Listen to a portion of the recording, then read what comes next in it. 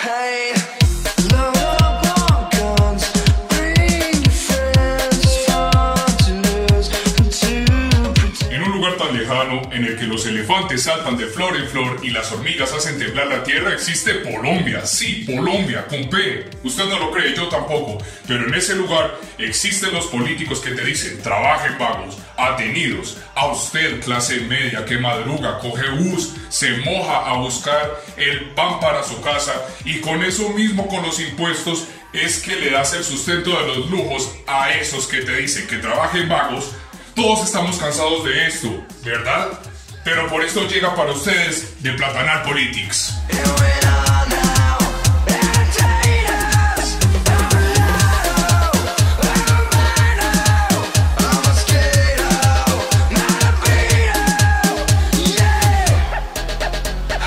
Hola, esto es el Platanal Politics, conversaciones políticas desde la marginalidad. El tema de hoy, ¿qué es el platanal? El platanal es la forma como nuestra clase política administra el país. Ven al territorio nacional como un gran espacio inexplorado y lleno de recursos de los cuales usufructuar riqueza, usufructuar placer y beneficios. Esta forma de administración hace creer que nuestro país es una finca la cual los agregados como oligarcas gobiernan y se benefician de aquello que hay en el territorio. Esto implica que la naturaleza para ellos no es vista como un ser vivo, sino como un objeto reducido a recurso, es decir, a capital, dinero, a formas de adquirir mayor riqueza y mayor placer. Nosotros, los excluidos, los marginados, los trabajadores, los pobres, somos vistos dentro de esta finca como objetos puestos ahí. No somos más que pequeñas cosas puestas al arbitrio y al deseo de nuestros oligarcas y gobernantes. Véanlo de la siguiente manera: en la finca se ordeña la vaca, en la finca se monta el caballo, en la finca se recoge el sembradío, en la finca se mata el marrano para comer. ¿Quiénes somos nosotros, los marginales, los excluidos, los trabajadores? Nada más que esa vaca, nada más que ese caballo, nada más que ese marrano, nada más que ese sembradío que se recoge. No somos nada más que objetos puestos ahí, al arbitrio de su deseo, de su gusto y de la usufructuación de su riqueza. Esta situación y esta posición hace que la oligarquía de este país, que durante 200 años nos han gobernado de padre a hijo y de padre a hijo, en una estructura patriarcal y machista, vean a nuestra gente y a nuestra sociedad marginal, excluida, no desde un punto de vista humano, sino como cosas de las cuales pueden sacar cualquier tipo de explotación. Esta situación hace que la oligarquía no solo adquiera características fascistas, sino que también adquieran características psicopatológicas. Estas características psicopatológicas hacen que su deseo se realice no solo sobre nuestros cuerpos puestos ahí, sino sobre nuestras familias puestas ahí, sobre nuestro trabajo puesto ahí. Somos despojados de nuestro trabajo, somos despojados de nuestro deseo, somos despojados de las formas cotidianas en las que vivimos.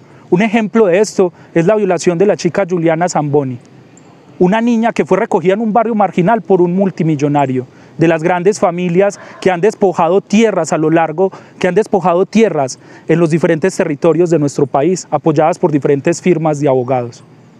¿Qué hicieron con la niña? La violaron. Y apareció en los jet set, apareció en los grandes canales de televisión, aparecieron grandes políticos reclamando justicia. Hoy se cree que la justicia es simplemente condenar a este individuo por la violación de la chica. Lo que sucedió aquí es mucho más profundo. La capacidad que tuvo este individuo de ir a ese barrio, a sacar a esa niña y violarla, es la capacidad que tienen estos oligarcas de vernos a nosotros solo como objetos, solo como cosas que se usan y se botan, solo como bacterias que pueden eliminar con facilidad.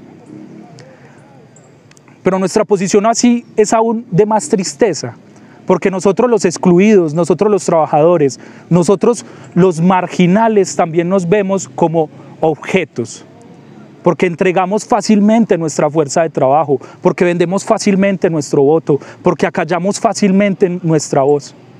La transformación del país pasa justamente por nosotros.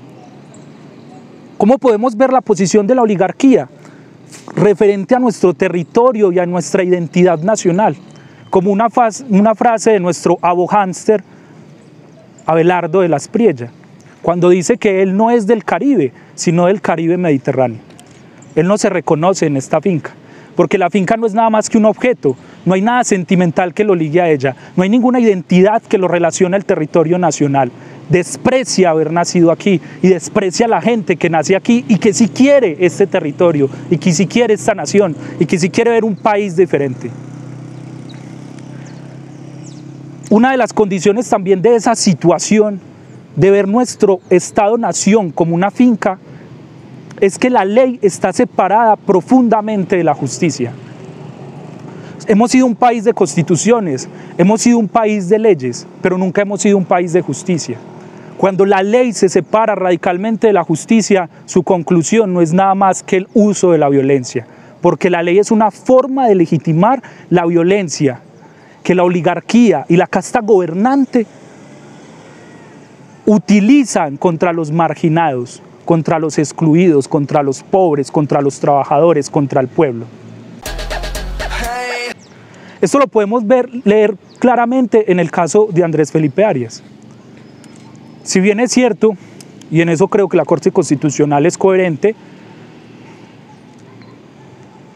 Colombia ha firmado como Estado soberano diferentes tratados internacionales donde se respeta el legítimo derecho a la segunda instancia, que no había sido respetado en los últimos 30 años para los acusados con fuero. La situación de riesgo de que tengan una segunda instancia los corruptos condenados es quienes los van a juzgar, porque solo los va a juzgar de entre los 3 que están llamados a hacerlo, un juez de la Corte Suprema de Justicia, y los otros 2 van a ser abogados del espacio privado.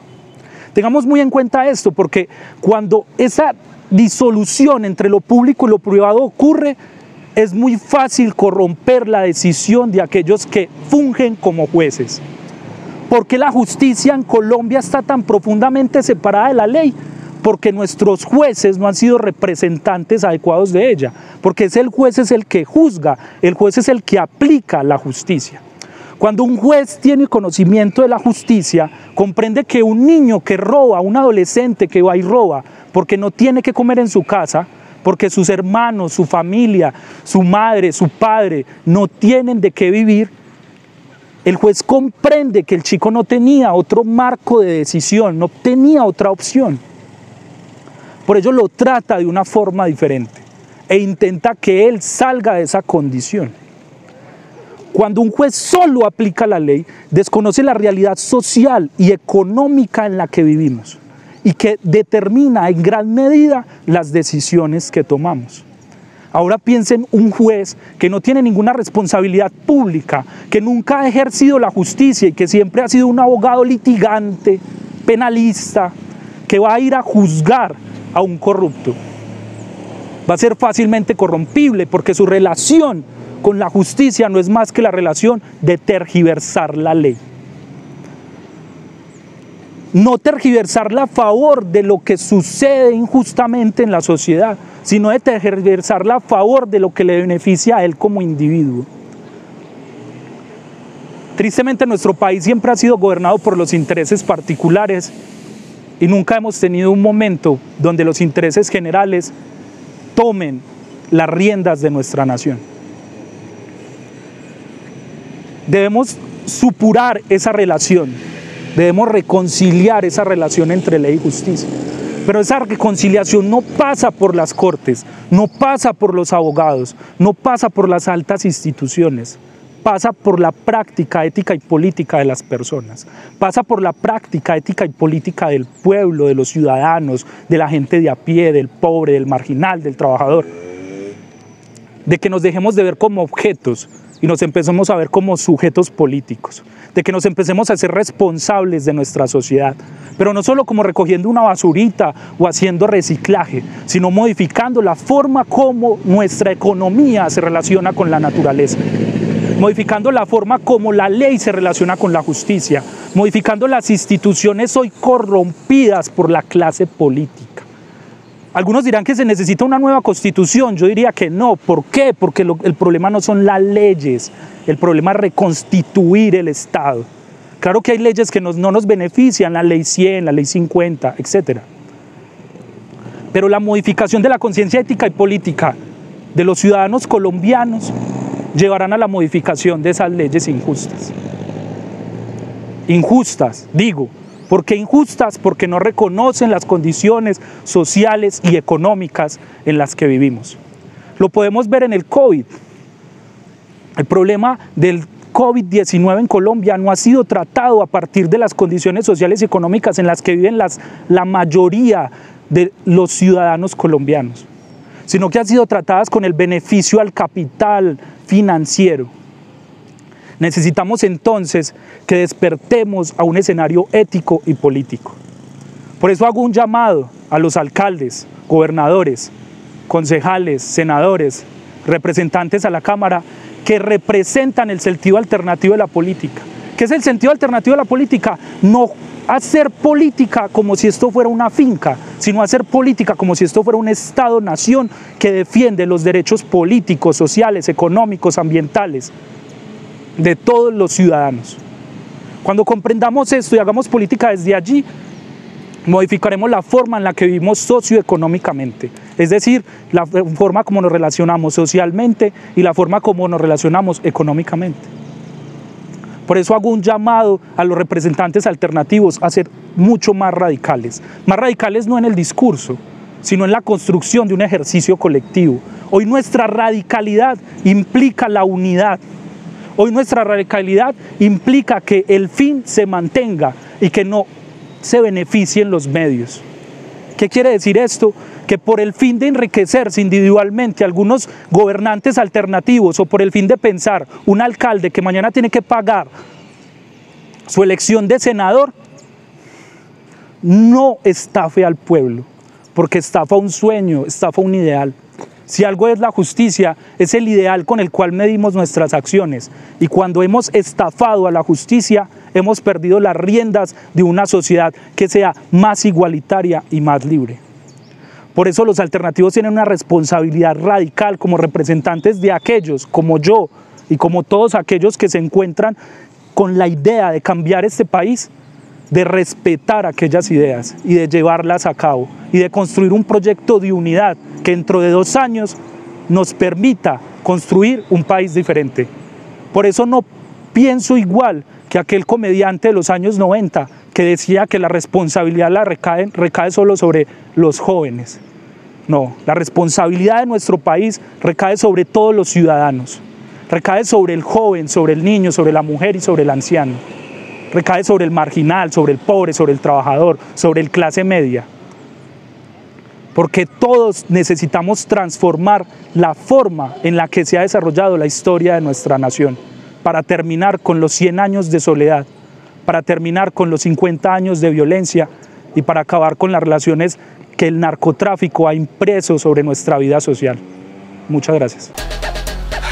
Como saben, el Platanal es un espacio de principiantes. Así que lo que queremos es que nos manden ideas, nos digan de qué hablar, de qué discutir, que comenten los videos y que nos sigan en nuestras redes sociales, que compartan, que nos acompañen. Ya saben que hicimos un llamado para ayudar a una chica venezolana que fue agredida por su pareja y que estamos buscando cómo resolver la forma de que dentro de esta situación del COVID tenga cómo vivir o cómo regresar a su país. Así que muchas gracias y ojalá nos sigan viendo.